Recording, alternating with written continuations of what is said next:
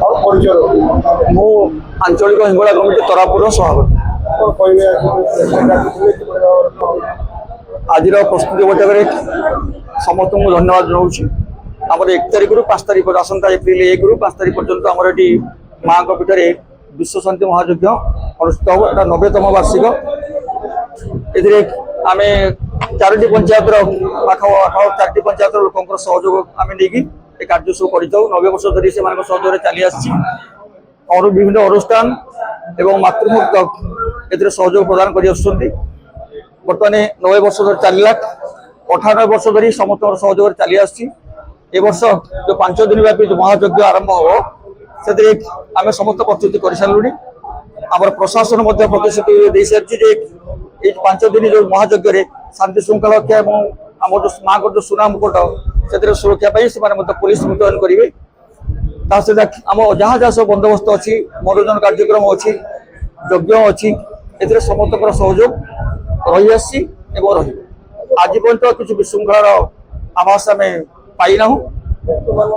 ତାଙ୍କ ପାଇଁ ମାତୃପୀଠରେ ଆମର ଖିଚୁଡ଼ି ଅନ୍ନର ବ୍ୟବସ୍ଥା କରାଯାଇଛି, ପ୍ରସାଦ ସେବନ ବ୍ୟବସ୍ଥା ମଧ୍ୟ କରାଯାଇଛି। ଯେଉଁମାନେ ଆସିବେ ଶ୍ରଦ୍ଧାର ସହିତ ମାଙ୍କର ଆଶୀର୍ବାଦ ନେବେ ଏବଂ ପ୍ରସାଦ ସେବନ ପାଇଁ ବ୍ୟବସ୍ଥା ମଧ୍ୟ କରାଯାଇଛି।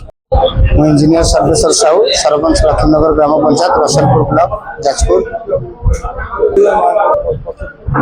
ଆଜି ମାଙ୍କ ଆମ ମା ହିଙ୍ଗୁଳା ଆଞ୍ଚଳିକ ହିଙ୍ଗୁଳା କମିଟି ତରଫରୁ ମା ହିଙ୍ଗୁଳାଙ୍କର 90ତମ ମହାଯଜ୍ଞର ତରଫରୁ ସାମ୍ବାଦିକ ସମ୍ମିଳନୀ ଅନୁଷ୍ଠିତ ହୋଇଯାଇଛି।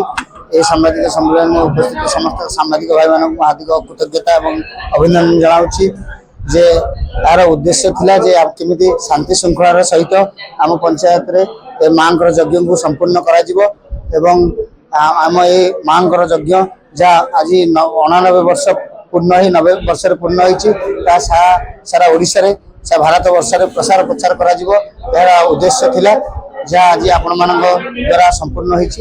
ମୁଁ ବହୁତ କୃତଜ୍ଞ ଏବଂ ଖୁସି। ଅନୁଷ୍ଠାନ ଆମ ଅବିଭକ୍ତ ପହଙ୍ଗା ପଞ୍ଚାୟତ ଆରମ୍ଭ ହୋଇଥିଲା। ସ୍ୱାଭିମାନ ଯୋଗୁଁ ଏ ହିଙ୍ଗୁଳାଟି ଅନୁଷ୍ଠିତ। ପ୍ରଥମେ ମଧୁପୁର ମହାରାଜାଙ୍କ ସହଯୋଗରେ ଏ ଅନୁଷ୍ଠାନ ହୋଇଥିଲା। 90 ବର୍ଷ ପଦାର୍ପଣ ହେଲା।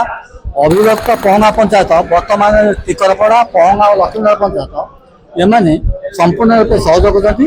ତା ସହିତ ଆଖପାଖ ତଣ୍ଡରା ଓ ବଡ଼ବିନା ପଞ୍ଚାୟତର ବହୁତ ମାତୃବ୍ୟକ୍ତି ଚାନ୍ଦା ସହ ପ୍ରତ୍ୟେକ ପୂର୍ଣ୍ଣାହୁତିରେ ନଡ଼ିଆ ଘିଅ ଦିଅନ୍ତି। ଆହୁରି ଗୋଟେ ବଡ଼ କଥା, ପ୍ରତିଦିନ ସକାଳେ ମା ମାନଙ୍କର ଏଠି ମଙ୍ଗଳ ଆଳତି ହୁଏ। ଆଉ ନାମଯଜ୍ଞ କମିଟି ଦ୍ୱାରା ପ୍ରତିଦିନ ବି ନାମ ସଂକୀର୍ତ୍ତନ ହୁଏ।